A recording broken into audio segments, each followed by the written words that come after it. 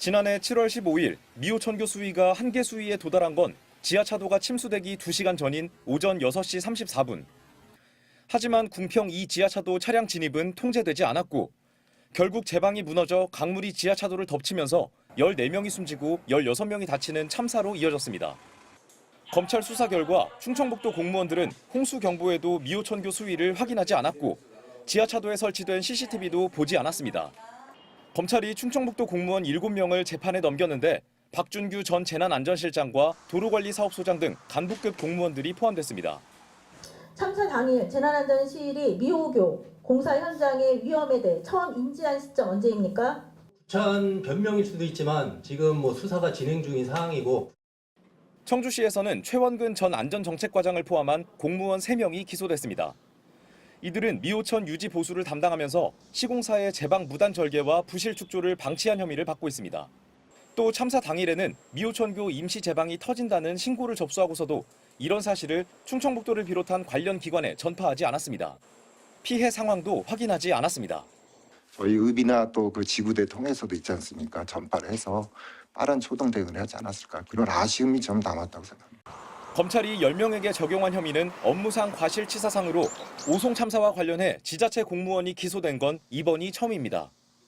김영환 충북지사 등 최고 책임자들에 대한 기소 여부도 조만간 결론 날 전망입니다.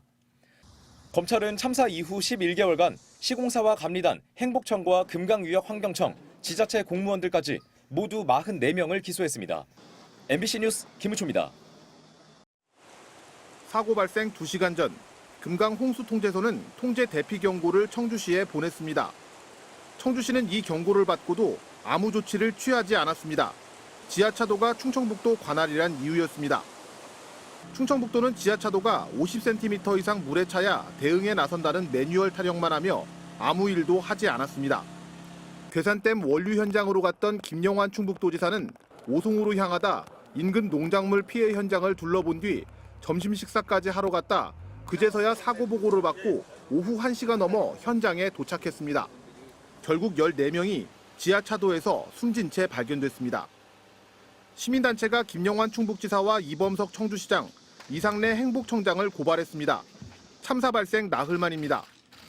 무고한 목숨이 희생됐는데 서로 책임만 떠넘기고 있다면서 중대재해처벌법을 적용한 형사처벌을 요구했습니다. 어느 한 기관만 제대로 역할을 했어도 참사를 막을 수 있었다. 하지만 어느 한 기관도 책임을 지려 하지 않고 서로에게 책임을 떠넘기고 있다. 경찰은 중대재해처벌법 가운데 중대시민재해를 적용할 수 있는지 검토하고 있습니다. 지하차도와 제방은 모두 공중이용시설에 포함될 것으로 보여 수사 과정에서 설계와 관리상의 결함을 입증할 수 있는지가 관건입니다. 범람 위험이나 이런 통보를 받았음에도 불구하고 안전의 위험에 따른 조치를 전혀 이행하지 않은 걸로 남아 있는데 형처법의 적용 대상은 될 여지가 있어는 보입니다. 유족들도 장례를 마친 뒤 SNS에 단체 대화방을 만들고 공동 대응에 나섰습니다. 참사 당일 아침서부터 그런 호우 경보나 이런 원인이 있었음에도 불구하고 왜 지하 도로에 통제가 안 됐는지가 가장 좀 궁금하고요. 지난 4월 일어난 분당 정자교 보행로 붕괴 사고에 대해서도 중대재해처벌법 적용이 검토되고 있지만 지난해 중대재해처벌법 시행 이후 아직 중대시민재해로 처벌된 사례는 없습니다. MBC 뉴스 김대웅입니다. 그제 오전 8시 30분쯤 지하차도 내부에 물이 차기 시작합니다. 차량들은 물살을 뚫고서야 간신히 현장을 벗어납니다.